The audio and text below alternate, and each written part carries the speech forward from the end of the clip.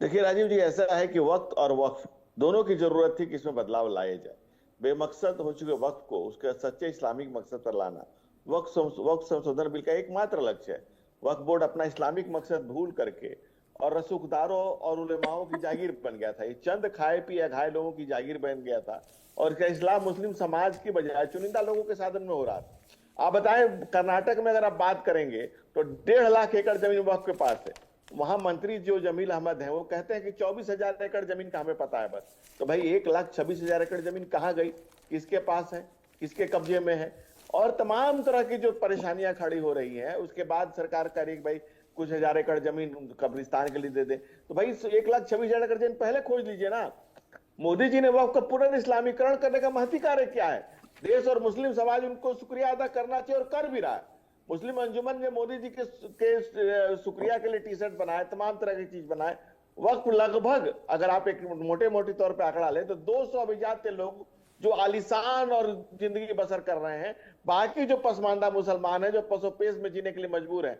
अब जो पसमानदा है, जो अहमदिया है, चीख है, वोहरा है, जुला है, दुनिया गद्दी, वोहरा, कसाई, हजाम, धोबी, अंग्रेज, कलंदर, मदारी जैसे जो तमाम तरह के लोग हैं जो गुर्बत की गोद में जी रहे हैं, अपने जीवन को जी रहे हैं, उनका वक्फ के लिए क्या इस्तेमाल हो रहा है? क्या उनके हक में फायदा हो रहा है? आप बताइए कि 5 स्टार होटल को 12,000 रुपए महीना पर किराया पर आपने दे रखा है। आपके पास उसकी कोई ये नहीं है कि भाई इसकी अकाउंटेबिलिटी कौन तय करेगा। इतना सच्चर कमेटी की रिपोर्ट आई थी, उसने बताया कि इतनी संपत्तियां हैं और इतने कम रेंट दिए जा रहे हैं। उसमें भी कितने तरह के घोपले घोटाले हैं।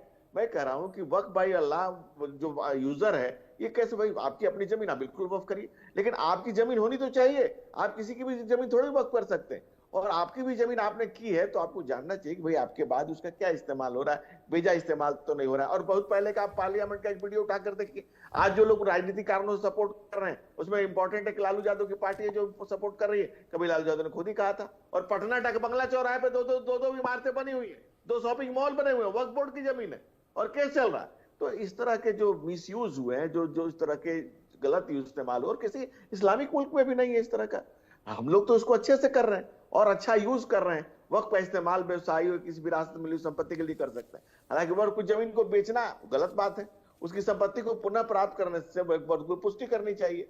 और तमाम तरह के लोग जो इसके इससे जुड़े हुए हैं, गरीब हैं, गरीब गुरबे हैं, यतीम हैं, बेवा हैं, महिलाएं हैं, उनके लिए आप अच्छा इस्तेमाल करिए, उनके हक में हुकूक के लिए करिए। हम लोग तो लगातार इसको, और जो एक भाई साहब कह रहे हैं कि भाई मेजोरिटी मुस्लिम स्टेट है, मेजोरिटी मुस्लिम, तो भाई मेजोरिटी हिंदू तो हमको अलग से मांग कर रहे हैं क्या? किसी भाई एक हिंदुस्तान एक खूबसूरत मुल्क है, इसमें क्या हिंदू, क्या मुसलमान, क्या सिख, क्या ईसाई, क्या जैन, क्या पारसी, किसी को तो डिस्क्रिमिनेशन हमारी सरकार करती नहीं है। और अब अगर आप कहेंगे कि हम मेजोरिटी में है तो हमारे लिए कुछ अलग कर दिया जाए, ऐसा क्यों किया जाए भाई? ये देश एक है, संविधान एक है, संविधान से चलेगा। ये अलग बात है कि 70-75 साल तक वहां पर दलितों पिछड़ों को आरक्षण नहीं मिला था बाबा साहब के दिए गए संविधान से। धारा 370 हटी, कश्मीर के आज आम आम कश्मीरी मुसलमान, आम आवाम वहां अपने आप को बाहर से जुड़ा महसूस कर रही है। आज वहां इकोनॉमी ग्रो कर रही है, आज वहां टूरिज्म बढ़ रहा है, आज वहां पत्थर फेंकने के सिलसिले खत्म समाप्त हो रहा है। तो जो अच्छा काम हो रहा है उसमें मैं समझता हूं कि हर व्यक्ति को, चाहे किसी भी जात धर्म संप्रदाय से हो, ठीक है। उसको आगे बढ़ के उसका सपोर्ट करना चाहिए, उसके साथ खड़ा होना चाहिए। आने वाली नस्लों के मुस्तकबिल के लिए हम एक होकर के आगे बढ़ना है, देश को आगे बढ़ाना है, मैं चमन को खूबसूरत बनाना है।